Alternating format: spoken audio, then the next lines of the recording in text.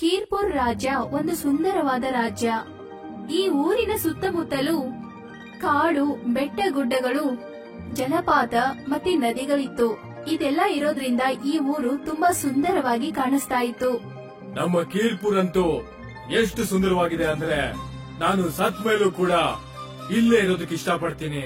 ಹೀಗೆಲ್ಲ ಯಾಕೆ ಮಾತಾಡ್ತಾ ಇದ್ದೀರಾ ಮಹಾರಾಜರೇ? ನಿಜಾನೇ ಹೇಳ್ತಾ ಇದೀನಿ. ನಮ್ಮ ರಾಜ್ಯ ಯಾವ ಸ್ವರ್ಗಕ್ಕಾದ್ರೂ ಕಡಿಮೆ ಇದೆಯಾ? ಇಲ್ಲ ಮಹಾರಾಜರೇ, ನಾನೇನ್ ಹೇಳ್ತೀನಿ ಅಂದ್ರೆ ಇಷ್ಟೊಂದು ಸೌಂದರ್ಯತೆ ಸ್ವರ್ಗದಲ್ಲೂ ಕೂಡ ಇರಲ್ಲ. ನಮ್ ರಾಜ್ಯದಲ್ಲಿ ಇದ್ದಷ್ಟು. ಆದ್ರೆ ಇದೇ ಸೌಂದರ್ಯತೆ ನಮ್ ರಾಜ್ಯಕ್ಕೆ ಒಂದು ಕಂಟಕದ ತರ ಆಗ್ ಹೋಗಿದೆ. ಈ ವಿಷಯದ ಬಗ್ಗೆ ನನಗೂ ನೋವಿದೆ ಮಹಾರಾಣಿ. ಇದರ ಸೌಂದರ್ಯ ಒಂದು ದಿನ ನಮ್ಮ ರಾಜ್ಯದಲ್ಲಿರೋ ಜನರಿಗೆ ಶತ್ರು ಆಗ್ಲಿಲ್ಲ ಅಂದ್ರೆ ಸಾಕು. ಯಾವಾಗ ನಮ್ಮ ಪಕ್ಕದ ರಾಜ್ಯದ ರಾಜನಿಗೆ ನಮ್ಮ ರಾಜ್ಯದ ಸೌಂದರ್ಯದ ಬಗ್ಗೆ ಅವನಿಗೆ ಗೊತ್ತಾಗುತ್ತೋ ಆಗ ಅವನು ನಮ್ಮ ರಾಜ್ಯದ ಮೇಲೆ ಕಬ್ಜಾ ಮಾಡಕ್ಕೆ ಪ್ರಯತ್ನ ಪಡ್ತಾನೆ. ಕೇವಲ ಪ್ರಯತ್ನ ಅಷ್ಟೇ ಮಾಡ್ಬೋದು ಮಹಾರಾಜರೇ. ನೀವ್ ಇರೋವರೆಗೂ ಯಾವ ಶತ್ರು ಕೂಡ ನಮ್ ರಾಜ್ಯಕ್ಕೆ ತೊಂದರೆ ಕೊಡಕ್ಕೆ ಸಾಧ್ಯ ಇಲ್ಲ. ಆದ್ರೆ ನನಗೀಗ ತುಂಬಾನೇ ವಯಸ್ಸಾಯ್ತು ಮಹಾರಾಣಿ. ನಾನ್ ಎಲ್ಲಿವರೆಗೂ ನಮ್ಮ ರಾಜ್ಯನ ಕಾಪಾಡಬಹುದು ಅಂತ ನೀನೇ ಹೇಳು. ಈಗ ನನಗೆ ರಾಜಗದ್ದುಗೆಗೆ ಉತ್ತರಾಧಿಕಾರಿ ಒಬ್ಬ ಬೇಕು. ಮಹಾರಾಜನ ಮಾತ್ ಕೇಳಿ ರಾಣಿ ಕಣ್ಣಲ್ಲಿ ಕಣ್ಣೀರ್ ಬಂತು. ಯಾಕಂದ್ರೆ ಆ ರಾಜ್ಯಕ್ಕೆ ಅವಳು ಉತ್ತರಾಧಿಕಾರಿ ಕೊಡಕ್ಕಾಗ್ಲಿಲ್ಲ ಅಂತ. ಮಹಾರಾಜ ತುಂಬಾ ಧೈರ್ಯವಂತನಾಗಿದ್ದ. ಆದ್ರೆ ಈಗ ಅವನ ವಯಸ್ಸು ದಿನ ದಿನ ಹೆಚ್ಚಿಗೆ ಆಗ್ತಾ ಇತ್ತು. ಈಗ ನೀವು ಇನ್ನೊಂದು ಮದುವೆ ಮಾಡ್ಕೋಬೇಕು ಮಹಾರಾಜರೇ. ಇದು ನಮ್ ರಾಜ್ಯಕ್ಕೆ ತುಂಬಾ ಒಳ್ಳೇದು. ನನ್ನನ್ನ ಕ್ಷಮಿಸ್ಬಿಡಿ. ನಾನ್ ನಿಮಗೆ ನಿಮ್ ಕುಟುಂಬಕ್ಕೆ ವಂಶಾಭಿವೃದ್ಧಿನ ಕೊಡಕ್ ಆಗ್ಲಿಲ್ಲ. ಹೀಗ್ ಹೇಳ್ತಾ ಹೇಳ್ತಾ ರಾಣಿ ಕಣ್ಣಿಂದ ಕಣ್ಣೀರ್ ಬಂತು. ನೀವು ಈ ರೀತಿ ಕಣ್ಣೀರು ಸುರಿಸಬೇಡಿ ಮಹಾರಾಣಿ.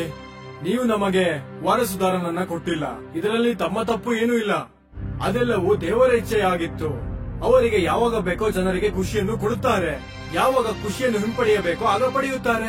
ಮಹಾರಾಜರೇ, ಸರಿಯಾಗಿ ಹೇಳಿದ್ರಿ. ನಾವೀಗ ತುಂಬಾ ಸಮಯವನ್ನ ಕಳಿಬಾರ್ದು. ಅತಿ ಶೀಘ್ರದಲ್ಲೇ ನಾನ್ ನಿಮ್ ಮದ್ವೆ ತಯಾರಿನ ಮಾಡ್ತೀನಿ. ಈಗ ಪೂರ್ತಿ ರಾಜ್ಯ ತುಂಬಾ ಸಂಭ್ರಮದಿಂದ ಇರುತ್ತೆ. ಯಾಕಂದ್ರೆ ಮಹಾರಾಜರು ಇನ್ನೊಂದ್ ಮದ್ವೆ ಆಗ್ತಾ ಇರ್ತಾರೆ. ಅರಮನೆಯ ಜೊತೆಗೆ ಪೂರ್ತಿ ರಾಜ್ಯವನ್ನ ಮದುಮಗಳ ತರ ಅಲಂಕರಿಸಿರ್ತಾರೆ. ಮತ್ತೆ ಮಹಾರಾಜನ ಎರಡನೇ ಮದುವೆ ತುಂಬಾ ಅದ್ದೂರಿಯಾಗಿ ನಡೆದು ಹೋಗುತ್ತೆ. ಹೇ ದೇವರೇ, ನನಗೆ ಪೂರ್ತಿಯಾಗಿ ನಂಬಿಕೆ ಇದೆ. ಈ ಬಾರಿ ನನ್ನ ರಾಜ್ಯಕ್ಕೋಸ್ಕರ ಉತ್ತರಾಧಿಕಾರಿ ಸಿಗ್ತಾನೆ ಅಂತ. ಹಾಗೆ ನೋಡ್ತಾ ನೋಡ್ತಾ ಮಹಾರಾಜನ ಎರಡನೇ ಮದ್ವೆ 2 ವರ್ಷಗಳಿಗಿಂತ ಮೀರ್ ಹೋಗುತ್ತೆ. ಆದ್ರೆ ಎರಡನೇ ಹೆಂಡತಿಯಿಂದ ಕೂಡ ಮಹಾರಾಜರಿಗೆ ಯಾವುದೇ ಮಕ್ಕಳಾಗಲ್ಲ. ನನಗೆ ಯಾಕೋ ನಾನೇ ಅಭಾಗ್ಯವಂತ ಅನ್ನಿಸ್ತಿದೆ. ಅದಕ್ಕೆ ದೇವರು ಕೂಡ ನನ್ನ ಮೇಲೆ ತನ್ನ ದಯೆ ತೋರಿಸ್ತಾ ಇಲ್ಲ. ಇಲ್ಲ ಮಹಾರಾಜರೇ, ಆ ತರ ಏನೂ ಇಲ್ಲ. ಎರಡನೇ ಮದ್ವೆಯಿಂದ ಕೂಡ ನಿಮ್ಗೆ ಸಂತಾನ ಸಿಗ್ಲಿಲ್ಲ. ನನಗೆ ನಂಬಿಕೆ ಇದೆ ಆದಷ್ಟು ಬೇಗ ಇದಕ್ಕೆ ಬೇಕಾಗಿರೋ ಉತ್ತರಾಧಿಕಾರಿ ಸಿಕ್ಕೇ ಸಿಗುತ್ತಾನೆ ಅಂತ. ಯಾಕಂದ್ರೆ ಈಗ ನನ್ನ ಶರೀರ ಕೂಡ ನಿಧಾನವಾಗಿ ನನ್ನ ಕೈ ಬಿಡ್ತಾ ಇದೆ ಮಹಾರಾಣಿ. ಮಹಾರಾಜರು ಜೋರಾಗಿ ಕೆಮ್ಮೋಕೆ ಶುರು ಮಾಡ್ತಾರೆ.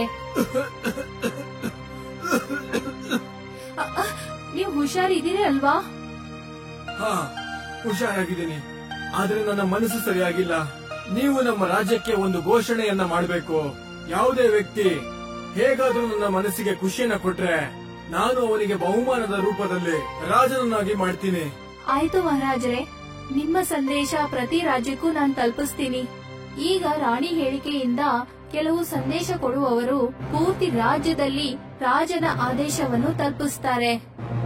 ಯಾರು ಮಹಾರಾಜನ ಮನಸ್ಸನ್ನ ಖುಷಿ ಪಡಿಸ್ತಾರೋ ಅವರು ಈ ರಾಜ್ಯದ ರಾಜನಾಗುತ್ತಾರೆ. ಈ ವಿಷಯವನ್ನ ಕೇಳಿಸಿಕೊಂಡು ಊರಿನ ಎಲ್ಲ ಜನರು ಬೇರೆ ಬೇರೆ ರೀತಿಯಲ್ಲಿ ಪ್ರಯತ್ನ ಪಡ್ತಾರೆ. ಇದನ್ ತಗೊಳ್ಳಿ ಮಹಾರಾಜರೇ, ಈ ಸುಗಂಧವಾದ ಹೂಗಳ ಮಾಲೆಯನ್ನ ಹಾಕೊಳ್ಳಿ. ಇಂಥ ಹೂಗಳನ್ನು ನಾನು ಇಲ್ಲಿವರೆಗೂ ನೋಡಿಲ್ಲ. ಮಹಾರಾಜರೇ, ನಾನು ಈ ಹೂಗಳನ್ನ ಹಿಮಾಲಯ ಪರ್ವತದಿಂದ ನಿಮ್ಗೋಸ್ಕರ ತಂದಿದ್ದೀನಿ. ಆ ವ್ಯಕ್ತಿ ಮಹಾರಾಜನ ಕತ್ತಲ್ಲಿ ಹೂವಿನ ಹಾರ ತಂದು ಹಾಕ್ತಾನೆ. ಆದ್ರೆ ಮಹಾರಾಜನ ಮನಸ್ಸಿಗೆ ಖುಷಿ ಆಗೋದಿಲ್ಲ. ಮತ್ತೆ ಆ ವ್ಯಕ್ತಿ ಅಲ್ಲಿಂದ ಹೊರಟು ಹೋಗ್ತಾನೆ. ಮತ್ತೆ ಇನ್ನೊಬ್ಬ ವ್ಯಕ್ತಿ ಅಲ್ಲಿಗ್ ಬರ್ತಾನೆ. ಇದನ್ ತಗೊಳ್ಳಿ ಮಹಾರಾಜರೇ, ನಾನು ಈ ವಸ್ತ್ರಗಳನ್ನ ನಿಮ್ಗೋಸ್ಕರ ಮಾಡಿದ್ದೀನಿ. ಚಳಿಗಾಲದಲ್ಲೂ ಕೂಡ ನಿಮ್ಮನ್ನ ತುಂಬಾ ಬೆಚ್ಚಗಿಡುತ್ತೆ. ಆ ವ್ಯಕ್ತಿ ಮಹಾರಾಜನ್ಗೆ ಕೋಟ್ ಕೊಡ್ತಾನೆ. ಆದ್ರೆ ಮಹಾರಾಜನ್ಗೆ ಆ ಕೋಟಿಂದ ಕೂಡ ಸಂತೋಷ ಆಗೋದಿಲ್ಲ. ಆ ವ್ಯಕ್ತಿ ಕೂಡ ಅಲ್ಲಿಂದ ಹೊರಟು ಹೋಗ್ತಾನೆ. ಈಗ ಮೂರನೇ ವ್ಯಕ್ತಿ ಮಹಾರಾಜನ ಹತ್ರ ಬರ್ತಾನೆ. ಅವನ್ ಕೈಯಲ್ಲಿ ದೊಡ್ಡದಾದ ಮಡಿಕೆ ಇತ್ತು. ಆ ಮಡಿಕೆನ ಮಹಾರಾಜನ ಮುಂದೆ ಹೋಗಿಡ್ತಾನೆ. ಇದನ್ನ ತಗೊಳ್ಳಿ ಮಹಾರಾಜರೇ, ಇದು ನನ್ನ ಕಡೆಯಿಂದ ಈ ಚಿಕ್ಕ ಕಾಣಿಕೆಯನ್ನ ಸ್ವೀಕರಿಸಿ. ರಾಜ ಆ ಮಡಿಕೆ ಹತ್ರ ಬರ್ತಾನೆ. ಏನಿದೆ ಈ ಮಡಿಕೆಯಲ್ಲಿ, ನೀವೇ ನೋಡ್ಕೊಳ್ಳಿ ಮಹಾರಾಜರೇ. ರಾಜ ತನ್ನ ಕೈಯನ್ನ ಆ ಮಡಿಕೆ ಒಳಗಡೆ ಹಾಕ್ತಾನೆ. ಅದರಿಂದ ಬಂಗಾರ, ಚಿನ್ನದ ನಾಣ್ಯಗಳು ಮತ್ತೆ ಕೆಲವು ಚಿನ್ನದ ಸರಗಳನ್ನ ಹೊರಗೆ ತೆಗಿತಾನೆ. ಇದೆಲ್ಲ ಏನು ಮಹಾರಾಜರೇ? ಇದೆಲ್ಲ ನನ್ನ ಮತ್ತು ನನ್ನ ಪೂರ್ವಜರು ಸಂಪಾದಿಸಿರೋ ಆಭರಣಗಳು. ಅದನ್ನ ನಿಮ್ಗೆ ಅರ್ಪಣೆ ಮಾಡೋಕ್ಕೋಸ್ಕರ ತಂದಿದ್ದೀನಿ. ನನಗೆ ಈ ರೀತಿ ಅಪೇಕ್ಷೆ ಯಾವುದು ಕೂಡ ಇರ್ಲಿಲ್ಲ. ಮತ್ತೆ ಇದೆಲ್ಲ ನೀವು ಕಷ್ಟಪಟ್ಟು ದುಡ್ದಿರುವಂತ ವಸ್ತುಗಳು. ನಾನಿದ್ನ ಯಾವುದೇ ಕಾರಣಕ್ಕೂ ಸ್ವೀಕರಿಸಕ್ಕಾಗಲ್ಲ. ತಗೊಂಡು ಹೋಗು ಇದನ್ನ. ಆ ವ್ಯಕ್ತಿ ತನ್ನ ಮಡಿಕೆನ ತಗೊಂಡು ಅಲ್ಲಿಂದ ಹೊರಟು ಹೋಗ್ತಾನೆ. ಇದೇ ತರ ತುಂಬಾ ವ್ಯಕ್ತಿಗಳು ಬಂದ್ ಹೋಗ್ತಾರೆ. ಮಹಾರಾಜನ ಮನ್ಸನ್ನ ಗೆಲ್ಲೋಕೆ ಪ್ರಯತ್ನ ಪಡ್ತಾರೆ. ಆದ್ರೆ ರಾಜನ್ ಮನ್ಸನ್ನ ಯಾರು ಗೆಲ್ಲಲ್ಲ. ನನಗನ್ಸುತ್ತೆ ನಾನು ಯಾವತ್ತಿಗೂ ಖುಷಿಯನ್ನಂತೂ ನೋಡಲ್ಲ ಅಂತ. ಆಗ ಒಬ್ಬ ಅಡಿಗೆಯವನು ಅರಮನೆಗೆ ಬರ್ತಾನೆ. ಇಲ್ಲ ಮಹಾರಾಜರೇ, ವಿಷಯ ಅದಲ್ಲ. ನಾನ್ ನಿಮ್ಮನ್ನ ಖುಷಿ ಪಡಿಸ್ತೇನೆ. ಈಗ ನೀನೇನ್ ತಗೊಂಡ್ ಬಂದಿದ್ಯಾ ನನ್ನನ್ನ ಖುಷಿ ಪಡಿಸೋಕೋಸ್ಕರ? ನಾನು ಏನು ತಗೊಂಡ್ ಬಂದಿಲ್ಲ ಮಹಾರಾಜರೇ. ಅದರ ಬದಲಿಗೆ ನಿಮ್ಮನ್ನ ನನ್ ಜೊತೆ ಕರ್ಕೊಂಡು ಹೋಗಕ್ಕೆ ಅಂತ ಬಂದಿದ್ದೀನಿ. ನೀವು ನನ್ನ ಆಮಂತ್ರಣವನ್ನ ಸ್ವೀಕಾರ ಮಾಡ್ಬೇಕು, ಮತ್ತೆ ಕೃಪೆ ತೋರಿಸಿ ನನ್ ಜೊತೆ ಬನ್ನಿ. ನನ್ನ ಎಲ್ಲಿ ಕರ್ಕೊಂಡು ಹೋಗ್ಬೇಕು ಅಂತಿದ್ಯಾ? ನಾನ್ ನಿಮ್ಮನ್ನ ನನ್ ಮನೆ ಕರ್ಕೊಂಡು ಹೋಗ್ಬೇಕು ಅಂತಿದ್ದೀನಿ ಮಹಾರಾಜರೇ. ಆದ್ರೆ ಯಾಕೆ? ಅಂತದ್ದೇನಿದೆ ಇಲ್ಲಿ ತಂದ್ಕೊಡಕ್ ಆಗದೆ ಇರುವಂತದ್ದು? ನಾನ್ ನಿಮಗೆ ಏನ್ ತೋರಿಸ್ಬೇಕು ಅಂತ ಇದೀನೋ ಅದನ್ನ ನಾನು ಇಲ್ಲಿಗೂ ತಗೊಂಡ್ ಬರ್ಬೋದಾಗಿತ್ತು. ಆದ್ರೆ ನೀವು ಅದನ್ನ ಪಡಿಬೇಕು ಅಂದ್ರೆ ನೀವು ಖುದ್ದಾಗಿ ನಮ್ಮ ಮನೆಗ್ ಬರ್ಬೇಕು. ಅವಾಗ ನನಗೆ ತುಂಬಾ ಖುಷಿ ಆಗುತ್ತೆ ಮಹಾರಾಜರೇ. ಒಂದ್ ವೇಳೆ ಆ ವಸ್ತುನ ಇಲ್ಲಿ ತಗೊಂಡ್ ಬಂದಿದ್ರೆ ತಣ್ಣಗೆ ಮತ್ತೆ ಸ್ವಾದಿಷ್ಟ ಹೋಗುತ್ತೆ. ಓ ಹೌದಾ, ಇದ ವಿಷಯ. ಸರಿ, ಹಾಗಿದ್ರೆ ನಾನ್ ನಿನ್ ಜೊತೆ ಬರೋದಕ್ಕೆ ತಯಾರಿದ್ದೀನಿ. ಆ ವ್ಯಕ್ತಿ ತನ್ನ ಮನೆಗೆ ಮಹಾರಾಜನ್ನ ಕರ್ಕೊಂಡು ಹೋಗ್ತಾನೆ. ಅಲ್ಲಿ ಅವನು ವಿವಿಧ ರೀತಿಯ ಸ್ವಾದಿಷ್ಟವಾದ ಅಡಿಗೆಯನ್ನ ಮಾಡಿಟ್ಟಿರ್ತಾನೆ. ಆ ಅಡಿಗೆಯಿಂದ ತುಂಬಾ ಒಳ್ಳೆಯದಾದ ಪರಿಮಳ ಬರ್ತಾ ಇರುತ್ತೆ. ಆ ವ್ಯಕ್ತಿ ಒಂದೊಂದು ಆಹಾರ ಪದಾರ್ಥಗಳನ್ನ ಮಹಾರಾಜನ್ಗೆ ಬಡಿಸ್ತಾನೆ. ಇದ್ ತಗೊಳ್ಳಿ ಮಹಾರಾಜರೇ, ತಿನ್ನಿ ಇದನ್ನ. ಇದೆಲ್ಲ ನಾನು ನನ್ನ ಕೈಯಾರನೆ ಮಾಡಿದ್ದು. ನಾನ್ ಕೇಳಿದೀನಿ, ಯಾರ ಮನ್ಸಿಗಾದ್ರೂ ಹತ್ರ ಆಗ್ಬೇಕು ಅಂದ್ರೆ ಅವ್ರಿಗೆ ರುಚಿಯಾಗಿರೋದನ್ನ ಕೊಡ್ಬೇಕು ಅಂತ. ಮಹಾರಾಜನ್ಗೆ ಹೊಟ್ಟೆ ಹಸುವಾಗಿತ್ತು. ಅದಕ್ಕೆ ರಾಜ ಖುಷಿ ಖುಷಿಯಿಂದ ಊಟ ಮಾಡ್ತಾ ಇದ್ದ. ಇಲ್ಲಿವರೆಗೂ ಮಹಾರಾಜ ಅಷ್ಟೊಂದು ರುಚಿಯಾಗಿರುವ ಊಟವನ್ನ ಯಾವತ್ತೂ ಮಾಡಿರ್ಲಿಲ್ಲ. ಆ ವ್ಯಕ್ತಿ ತನ್ನ ಕೈಯಾರೆ ಮಾಡಿದ ಅಡಿಗೆನ ಮಹಾರಾಜರಿಗೆ ತುಂಬಾ ಇಷ್ಟ ಆಗುತ್ತೆ. ಮಹಾರಾಜರು ಈ ಊಟವನ್ನ ಮಾಡಿ ಮನ್ಸಿಂದ ತೃಪ್ತಿ ಆಗ್ತಾರೆ. ನೀನ್ ಇವತ್ ನನ್ನ ಮನಸ್ಫೂರ್ತಿಯಾಗಿ ಪ್ರಸನ್ನ ಮಾಡಿದ್ಯಾ. ಅದಕ್ಕೆ ನಾನ್ ನಿನ್ನ ಕೀರ್ಪುರದ ರಾಜನಾಗಿ ಘೋಷಣೆ ಮಾಡ್ತೀನಿ. ಇದು ನನ್ನ ಸೌಭಾಗ್ಯ ಮಹಾರಾಜರೇ. ನಿಮಗೆ ಕೋಟಿ ಕೋಟಿ ನಮನಗಳು. ಸರಿ, ಕೇಳು. ಹೇಳಿ ಮಹಾರಾಜರೇ. ನೀನು ರಾಜ ಆದ್ಮೇಲೂ ಕೂಡ ನನಗೆ ಹೀಗೆ ಸ್ವಾದಿಷ್ಟವಾದ ಊಟನ ಕೊಡ್ತೀಯ ತಾನೆ? ಆ ಮಹಾರಾಜರೇ, ಖಂಡಿತ ಕೊಡ್ತೀನಿ. ನಾನ್ ನಿಜ ಹೇಳ್ತಾ ಇದ್ದೀನಿ, ನನ್ನ ಜೀವನದಲ್ಲಿ ಇಲ್ಲಿವರೆಗೂ ಯಾವುದೇ ರಾಜ್ಯದ ಆತಿಥ್ಯದಲ್ಲೂ ಈ ರೀತಿಯಾದ ಊಟವನ್ನ ಮಾಡ್ಲೇ ಇಲ್ಲ. ಮತ್ತೆ ನಮ್ಮ ಅರಮನೆಯಲ್ಲಿರೋ ಯಾವುದೇ ಅಡಿಗೆ ಭಟ್ಟನ ಕೈಯಲ್ಲಿ ಕೂಡ ಈ ತರ ರುಚಿ ನೋಡಿಲ್ಲ. ನಿನ್ ಕೈಯಲ್ಲಿ ಇದ್ದಂತದ್ದು. ನಡಿ, ಈಗ ನೀನ್ ನನ್ ಜೊತೆ ನಡಿ. ಈಗ ಮಹಾರಾಜ ಆ ವ್ಯಕ್ತಿನ ಕರ್ಕೊಂಡು ತನ್ನ ಅರಮನೆ ಕರ್ಕೊಂಡ್ ಬರ್ತಾನೆ. ರಾಜ ತನ್ನ ಕೈಗಳಿಂದ ರಾಜನ ಕಿರೀಟವನ್ನ ಹಾಕ್ತಾನೆ. ಮತ್ತೆ ತಮ್ಮ ಸಿಂಹಾಸನದಲ್ಲಿ ಕೂರಿಸಿ ರಾಜ ಅಭಿಷೇಕ ಮಾಡ್ತಾನೆ. ಇವತ್ತಿನ ಕೀರ್ಪುರ್ ರಾಜ್ಯಕ್ಕೆ ನೀನೇ ಹೊಸ ರಾಜ.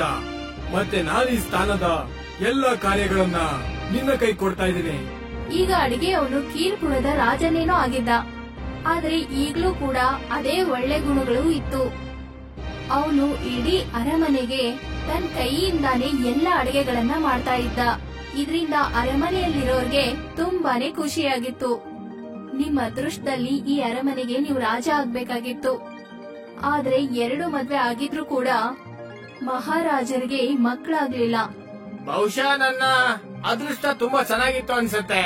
ಆದ್ರೆ ಅದಕ್ಕಿಂತ ಚೆನ್ನಾಗಿರೋದು ನನ್ನ ಕೈ ರುಚಿ ಅಂತ ಅನ್ಬೋದು. ಅದಕ್ಕೆ ಎಲ್ರು ಹುಚ್ಚರಾಗ್ತಾರೆ. ಇದಕ್ಕಿಂತ ದೊಡ್ಡ ವಿಷಯ ಏನಂದ್ರೆ ನಿಮ್ ಒಳ್ಳೆ ಗುಣ. ನೀವು ರಾಜ ಆದ್ರೂ ಕೂಡ ನಿಮ್ ಒಳ್ಳೆ ಗುಣಗಳನ್ನ ನೀವು ಉಳಿಸ್ಕೊಂಡಿದೀರಾ. ನೀವು ಮೊದ್ಲು ಹೇಗಿದ್ರೋ ಹಾಗೆ. ಇದೆಲ್ಲ ನಿಮ್ಮೆಲ್ಲರ ಪ್ರೀತಿ ಮಹಾರಾಣಿ. ಮತ್ತೆ ನಾನು ಈ ಪ್ರೀತಿ ಯಾವತ್ತೂ ಕಡಿಮೆ ಆಗದಿರೋ ತರ ನೋಡ್ಕೋತೀನಿ. ಇವತ್ತಿಗೆ ನಾನು ಮತ್ತೆ ಮಹಾರಾಜರು ಮದ್ವೆ ಆಗಿ 50 ವರ್ಷ ಆಯ್ತು.